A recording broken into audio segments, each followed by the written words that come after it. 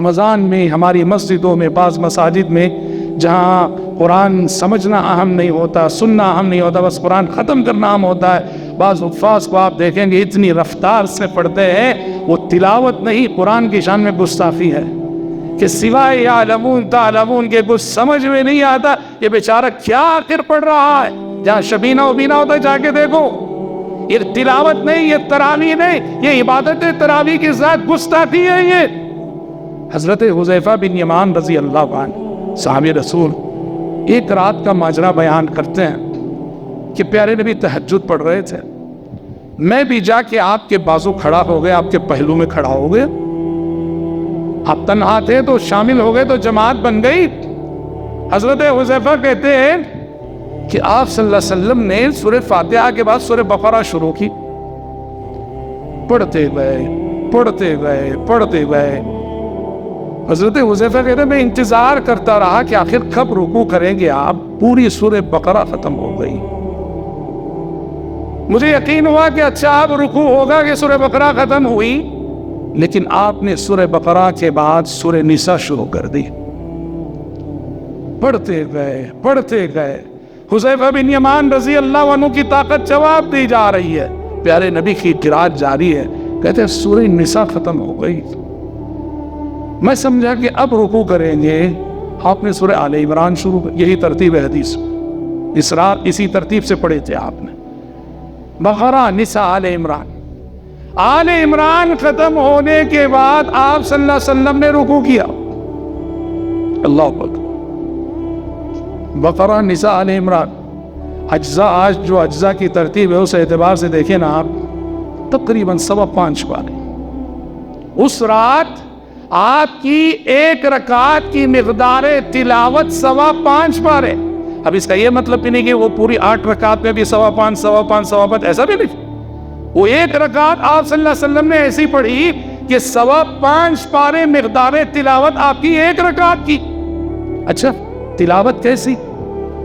5.25 پارے آپ نے پڑھے، فرماتے حذیفہ بن یمان رضی اللہ عنہ ان 5.25 پاروں کے درمیان آپ صلی اللہ علیہ وسلم کا گزر رحمت والی آیت سے اگر ہوا، وہاں رک کر اللہ سے رحمت مانگی آپ نے، عذاب والی آیتوں سے ہوا، وہاں رک کر آپ نے اللہ کے عذاب سے پناہ مانگی۔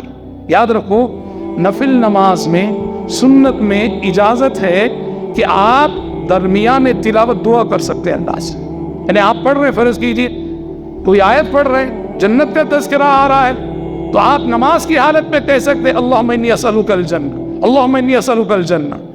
آپ پڑھ رہے جہنم کے عذابات کا تذکرہ گزر رہا ہے، آپ نماز کی حالت میں پڑھ سکتے ہیں، نفل اور سنت میں کہہ سکتے اللہم اجرنی من النار، اللہم اجرنی من النار۔ آپ نے پڑھے سورہ نساء پڑھی، سورہ نساء کی اس آیت سے گزرے وَاسْأَلُوا اللَّهَ مِن فَضْلِهِ، اللہ سے اس کا فضل مانگو۔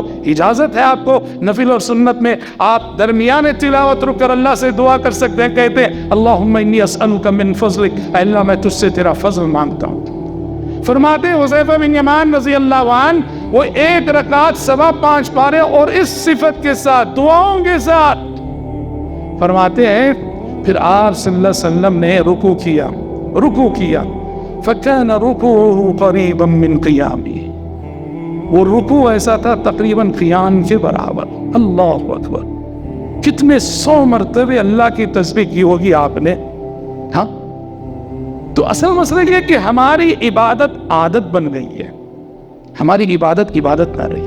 ہم سجدے میں جاتے ہیں، ہمارے سجدے کی ایک مقدار ہے، وہ ہم اٹھے نہ اٹھے ہمارا سر خود بخود اٹھ جاتا ہے، ہمارا ارادہ بھی نہ ہو، وہ جو وقت ہمارے سجدے کا عادت بن چکی ہے نا، ہمارا سر خود بخود اٹھ ہی جاتا ہے۔ شعوری عبادت میں پیارے نبی کی عبادتوں کی ایک کیفیت، اور ایک رات تو آپ صلی اللہ علیہ وسلم نے تہجد میں وہ آیت پڑھی، دل پہ اتنا اثر لیا اس آیت کا، پوری نماز تہجد وہ ایک آیت دہراتے رہ گئے۔ کون سی آیت تھی؟ ان تعذبهم فانهم عبادك وان تغفر لهم فانك انت العزیز الحکیم۔ اے اللہ یہ تیرے بندے ہیں، تو اگر انہیں عذاب دیتا ہے تو عذاب دینے کا حق رکھتا ہے، اور اگر تو انہیں معاف کرتا ہے تو عزیز و حکیم ہے۔ عیسیٰ علیہ السلام حشر کے میدان میں اپنی امت کے حق میں سفارش کرتے ہوئے یہ کہیں گے تو پیارے نبی صلی اللہ علیہ وسلم نے تہجد میں آیت پڑھی اور اس آیت کا اتنا اثر دل پہ لیا، اسی ایک آیت کو دہراتے رہے۔ یقین کیجئے اس دہرانے میں یقیناً آپ کے دل میں آپ کی امت کا درد شامل رہا ہے۔ آپ نے اپنی امت کے انجام کی فکر کو لے کر آپ صلی اللہ علیہ وسلم نے پوری نماز تہجد میں ایک آیت دہرائی۔ تہجد ایسے ہوا کرتی